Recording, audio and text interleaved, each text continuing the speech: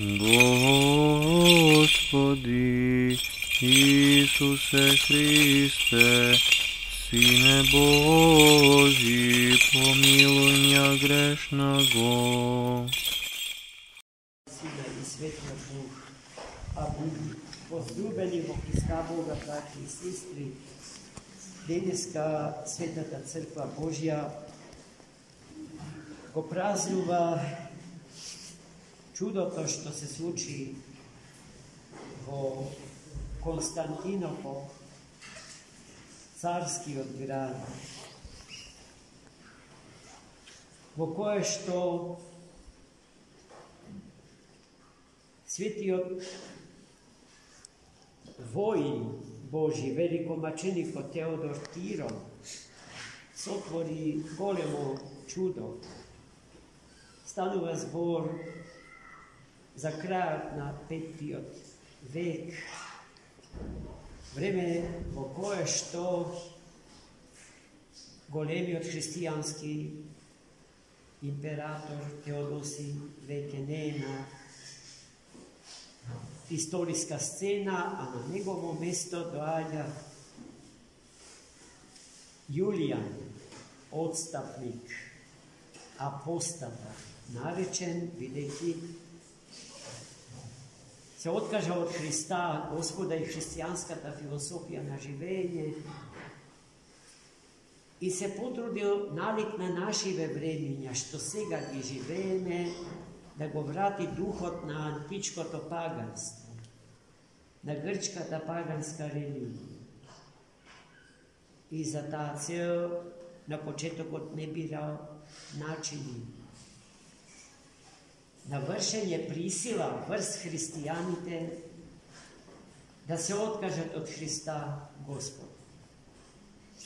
Но Светата Црква Божја веќе била мощна, силна. Тој бил современик на големите кападокиски отци, Свети Василий Велики, Свети Григорий Богослов. И не само што е бил современик, туку заедно со нив студирале на прочуената Атинска академија.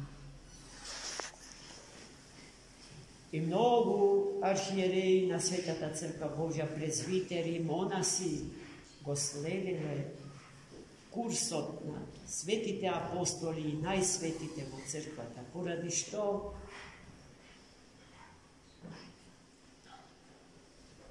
успехот на Јулијан да го дехристијанизира тогашното општество бил попуст.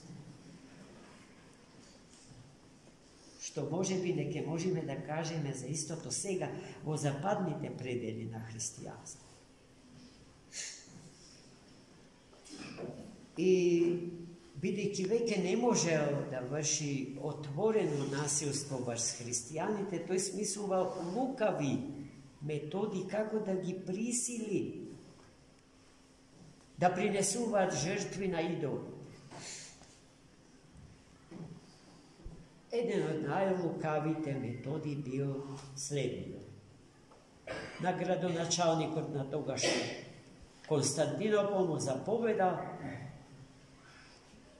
да ги испразни тезгите од Цариградскиот пазар со се што е здраво, убаво и благословено од Бога и на местото од тие производи да стави производи попрскани со идолска крв.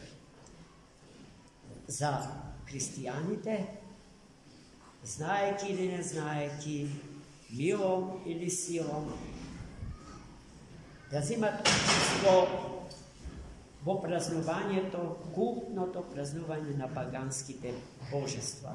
Крвната жртва во православната црква е најстрого забранета. Затоа ние принесуваме жртва, но таа жртва е бескрвна жртва. Лев, вино и вода, кои што потоа по силата на Сесветиот и животворен дух се претвора, поминувајќи низ богочовечкиот метаболизам на Светата Црква Божја, во реално тело и во реална крв на Богочовекот Христос. Заприоѓајќи му на светиот путир, да се причестиме со него лично и постасно да се соединиме со Христа Господ. Последната и најголемата крвна жртва е самиот Христос, кој што се даде себе си на крстот за спас на човештвото и на светот. Светиот Теодор Студит знаел за тоа лукавство на Јулијан и во сон го известил епископот на тогашен Цариград да ги обавести своите верници, својата паства, да не купуваат ништо од тезгите на Цариградскиот пазар.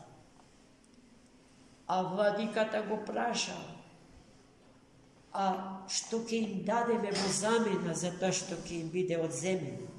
Со што ќе се хранат граѓаните на Цариград, ако пазарот го онеспособиме за функција?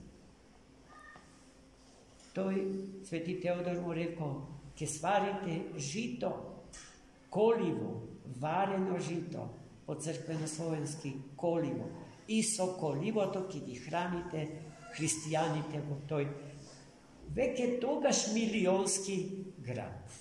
Најголемиот град во тогашниот развиен свет. И така би царот Јулијан свати дека е осуетена неговото лукавство и потоа ги повлекол производите попрскани со идолска крв и цариграѓани можеле од тогаш натаму спокојно да живеат и да се хранат со проверена, здрава, неиспоганета храна. И денеска, браќи и сестри, сме во опасност истиот грев да ни се случи ако невнимателно купуваме производ, кој што се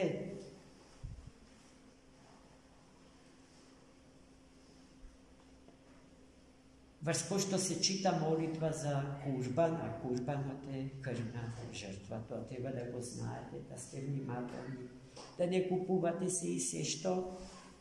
Слава Богу, денеска има производи во сите продавници во изобилие и можноста за избор е голема.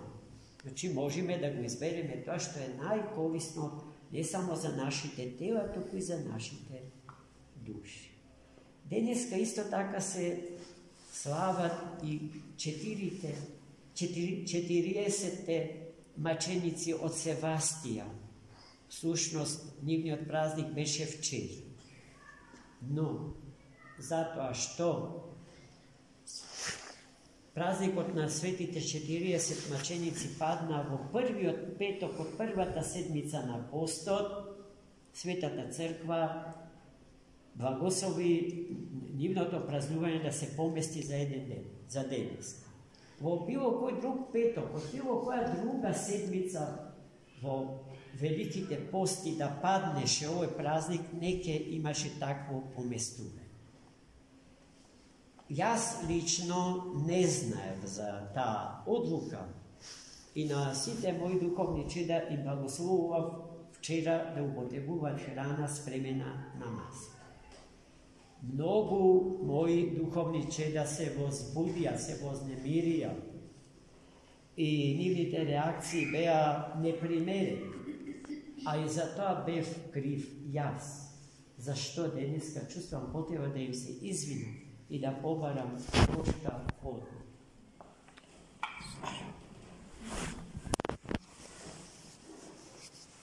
И така, по молитвите на светите 40 маченици, Господ да не чува, да не крепи и да благослови духовен раст по мерата од растот Христов.